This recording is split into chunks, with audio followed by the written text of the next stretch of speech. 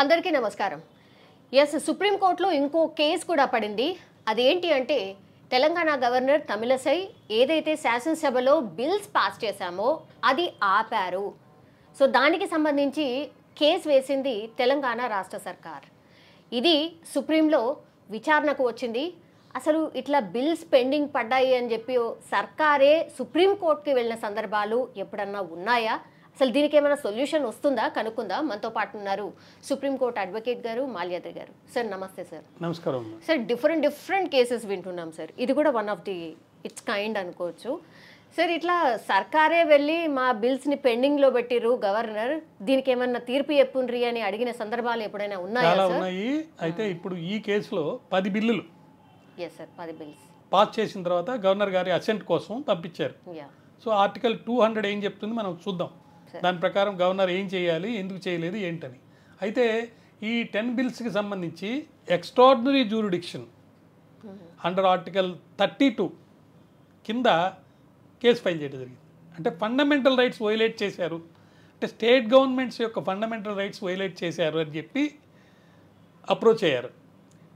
దాన్ని గౌరవనీయులు దుష్వంత్ అంటే బార్ అసోసియేషన్ ప్రెసిడెంట్ గారు ఆర్గ్యూ చేస్తున్నారు. చంద్రచూడ్ గారు ఇది విచారించాల్సిన కేసు, నేను విచారిస్తానని చెప్పేసి ఈ రోజుకి లిస్టింగ్ వేశారు. మనకందిన సమాచారం ప్రకారం ఈరోజు వాయిదా పడిందని చెప్పేసి మనం వింటున్నాం. అయితే సెప్టెంబర్ 2022లో కూడా పాస్ చేసినటువంటి కామన్ రిక్రూట్మెంట్ బోర్డ్ బిల్, ఎందుకు సెప్టెంబర్ 2022 అంటే సుమారు అదొక 6 నెలలు, ఇదొక 3 నెలలు, 9 నెలల నుంచి అది పెండింగ్ ఉంది. అదేవిధంగా Azamabad industrial area termination regulation of leases amendment bill 2022, ఇట్లా 10 బిల్స్ 2023లో కూడా ఫైల్ చేసిన బిల్స్ కూడా ఇవన్నీ కూడా పెండింగ్ ఉన్నాయి.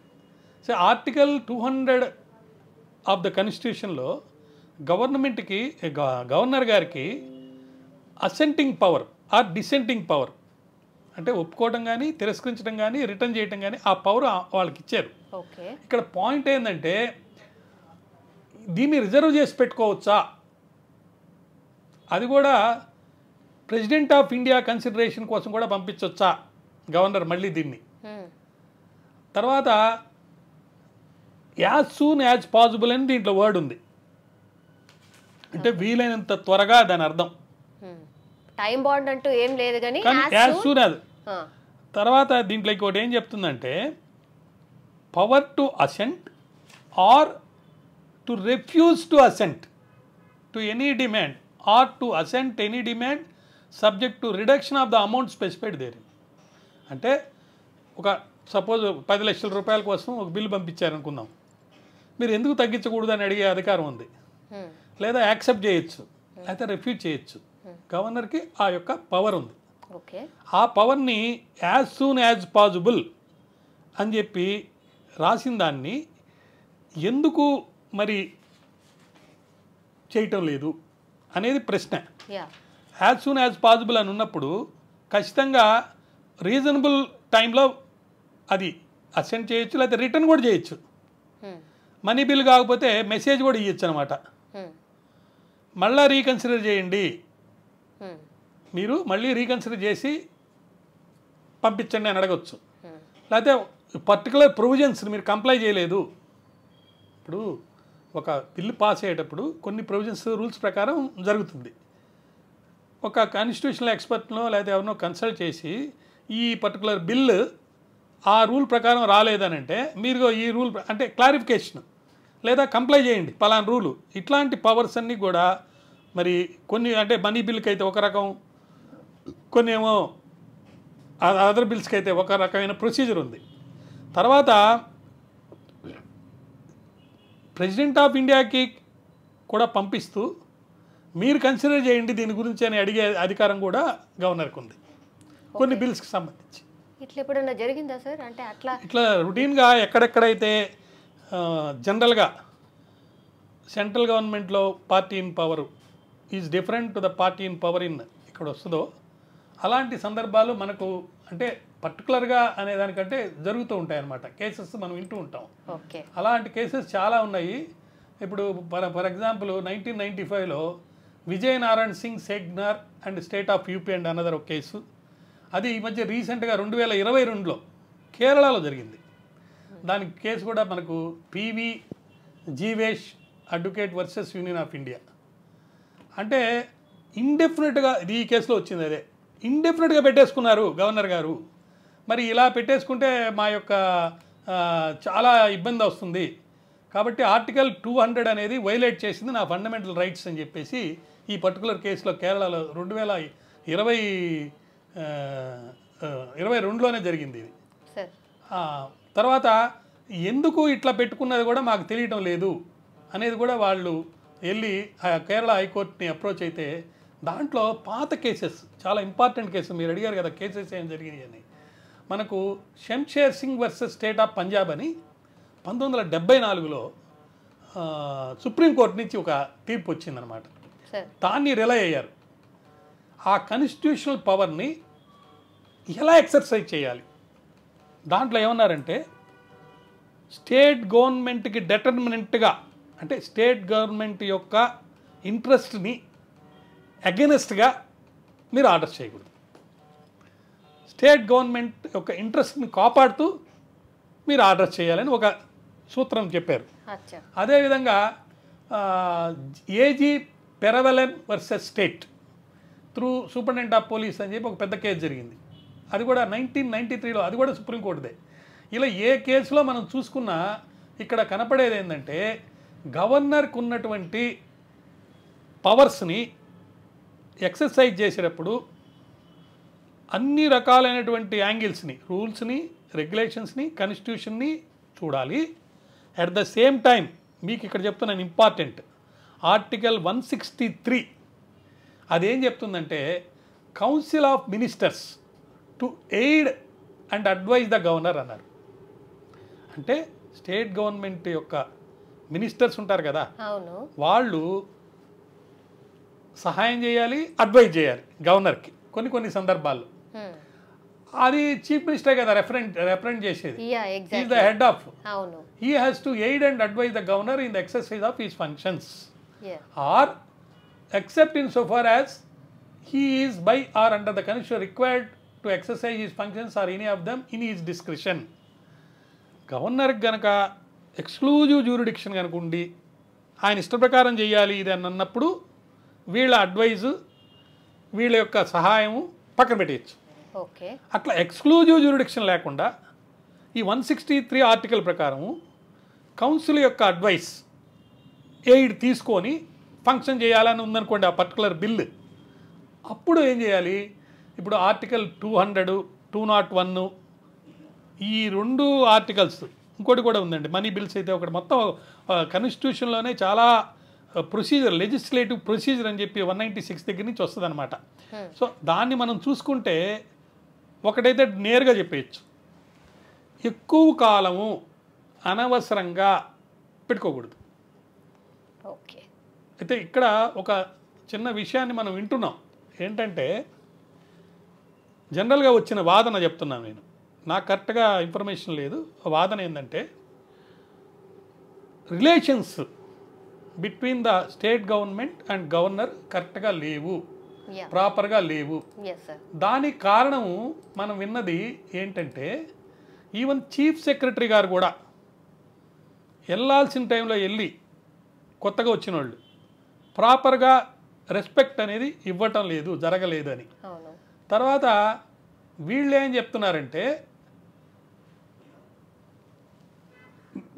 గవర్నర్ తరపున వాళ్ళేమో క్లోజ్గా అనలైజ్ చేస్తున్నాం, ఈ బిల్స్ని చూసి చేస్తాము, ఏముంది దీనికి సుప్రీంకోర్టుకు వెళ్ళాల్సిన అవసరం ఏముంది. కరెక్ట్, అవును. ఈ మధ్య ఒక ట్విట్టర్లో ఒక ట్వీట్ కూడా చదివాం, అది నిజమా కాదో నాకు తెలియదు. జనరల్గా ఆ ట్వీట్ గురించి ఎక్కువ మంది డిస్కస్ చేస్తున్నారు. ఆ ట్వీట్లో ఏముందంటే friendly official visits and interactions would have been more helpful, but the chief secretary did not approach the governor. Raj Bhavan is nearer than Delhi. అంటే ఇప్పుడు సుప్రీంకోర్టుకి వెళ్ళి అక్కడ వేసేదానికంటే తమిళసై గారే చేశారు ఆ ట్వీట్. అదే yes sir, అక్కడికి వెళ్ళి అవన్నీ చేసేదానికంటే ఇక్కడికి వచ్చి నాతో మాట్లాడి అనలైజ్ చేస్తున్నాను, ఉన్నాను కదా. పక్కనే ఉన్నాను కదా, వచ్చి మాట్లాడవచ్చు అని చెప్పి ఒక లిబర్టీ లాగా జరిగింది. కరెక్ట్ సార్, అవును. సో ఇక్కడ మనం చూడాల్సింది ఏంటంటే రెండు విషయాలు. ఒకటి, సెంట్రల్ గవర్నమెంట్ కూడా పార్టీ చేశారు. దాంట్లో ఒక మర్మం ఉంది. ప్రెసిడెంట్ ఆఫ్ ఇండియా అంటే సెంట్రల్ గవర్నమెంట్ రిప్రజెంట్ చేస్తున్నారు, ఆయన హెడ్ ఆఫ్ ఇది కాబట్టి yes yes, ఆయనకేమన్నా కన్సిడరేషన్ కోసం పంపిస్తారేమో, లేకపోతే పంపించారా, అట్లాంటి సందర్భంలో అది ఎలా రియాక్ట్ అవ్వాలి. సో సుప్రీంకోర్టు వారు కూడా దీన్ని గమనిస్తున్నారు, ఇవన్నీ ప్రాసెస్ని. ఓహో, ఓకే. సో నేను అడ్వైజ్ చేసేది ఏంటంటే, వ్యవస్థలో గవర్నర్ అనేది ఒక respectable institution, first of the state. ఆమెకి ఇవ్వాల్సినటువంటి రెస్పెక్ట్ కానీ, ఆమెకి ఇవ్వాల్సినటువంటి మర్యాదలతో పాటు మంచిగా బిహేవ్ చేయటం అనేది స్టేట్ గవర్నమెంట్ వాళ్ళు చెయ్యాలి.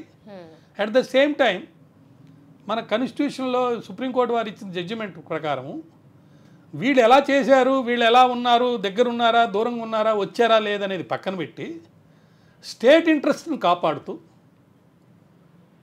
ఆర్డర్స్ అనేవి రాయాలి యాజ్ సూన్ యాజ్ పాసిబుల్. అంటే ఈ పర్టికులర్ కేసు కాదు, సుప్రీంకోర్టు కేసు పెండింగ్ ఉంది కాబట్టి అక్కడ చూస్తాం ఏం జరుగుతుందని. బట్ జనరల్గా జరగాల్సింది ఏంటంటే as soon as possible.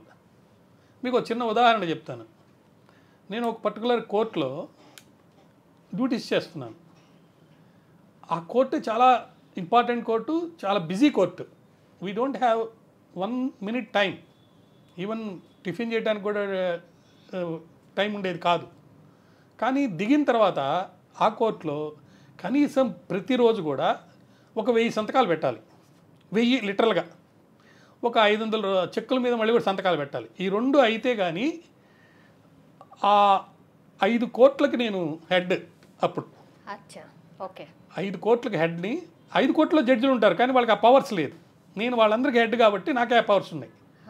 So సాయంత్రం నేను దిగి వచ్చిన తర్వాత, అది దొంగ సంతకాలు అనుకోండి, లేకపోతే గుడి సంతకాలు ఏదో అనేవాళ్ళు, సంతకం మీద నేను పెట్టాల్సిందే, చెక్ పవర్ నాకే ఉంది. సో నేను 500 సంతకాలు పెట్టేటప్పుడు ఈ చేతులు పడిపోతాయి అన్నమాట. అయినా కూడా మేము చేస్తాం. ఎందుకు చేస్తామంటే, ఒక్క చెక్ ఆగిపోతే, ఫర్ ఎగ్జాంపుల్ మీరు ల్యాండ్ లార్డ్, ఒక టెనెంట్ ఉంటాడు, మీ ఇద్దరికి డిస్ప్యూట్ వస్తుంది. వాడు డబ్బు నేరుగా ల్యాండ్ లార్డ్కి ఇవ్వకుండా టెనెంట్ వచ్చి కోర్టులో డిపాజిట్ చేసేస్తాడు రెంట్, చెక్ రూపంలో ల్యాండ్ లార్డ్కి వెళ్ళాలి. ఇటువంటి కేసులు నెంబర్ ఆఫ్ కేసెస్ ఉంటాయి. ప్రతి నెల మీకు ఆ చెక్ రాకపోతే మీరు మళ్ళీ మీ పిల్లలు చదివించుకోవడానికి, ఇక్కడికి పంపించడానికి చాలా ట్రాన్సాక్షన్స్ ఉంటాయి. ఇది మనసులో పెట్టుకొని, సరే మనం కావాలంటే ఇంటికి 1 గంట లేట్గా వెళ్తాం, 12 గంటల దాకా కూడా పనిచేసిన సందర్భాలు కొన్ని కేసుల్లో. పర్టికులర్లీ కప్పట్రాల కేసు అని చెప్పి 11 మర్డర్ కేసు చేశాను నేను. దాంట్లో రాత్రి 12 గంటల దాకా బెంచ్ మీద కూర్చొని 3:30 ఎగ్జామిన్ చేశాం. ఇవన్నీ నేను ఎందుకు చెప్తానంటే, ప్రతి ఒక్క వ్యక్తి కాన్షియస్గా, మనం భారతదేశంలో ఉన్నటువంటి అనేక ఇబ్బందులు జనాలు పడుతున్నారు. ఈ ఇబ్బందులు సబ్బందుల వల్ల వాడికి న్యాయం జరగాలంటే నేను పనిచేయాలి. అందులో ఈ పొజిషన్లో ఉన్నాడు, అందరికీ రావు కదండి ఈ పొజిషన్స్. పెద్ద పెద్ద పొజిషన్స్ జిల్లా లెవెల్లో రావాలన్నా, స్టేట్ లెవెల్లో రావాలన్నా వాళ్ళు మ్యాగ్నానిమస్గా ఉండాలి. చిన్న చిన్న విషయాలను పట్టించుకోకుండా లార్జర్ ఇంట్రెస్ట్లో సంతకాలు పెట్టేయటం, రిటర్న్ చేయాల్సిన రిటర్న్ చేయటం చేసేస్తే ఆ డిస్ప్యూట్ అక్కడికి ఆగిపోతుంది. సుప్రీంకోర్టులో కూడా ఒక కేసు తగ్గిపోతుంది. దానివల్ల ఇంకోటి న్యాయం జరుగుతుంది. ఆ టైం అని జ్యుడిషియల్ టైంని it will be spend for some others purpose, న్యాయమైన అవసరమైన.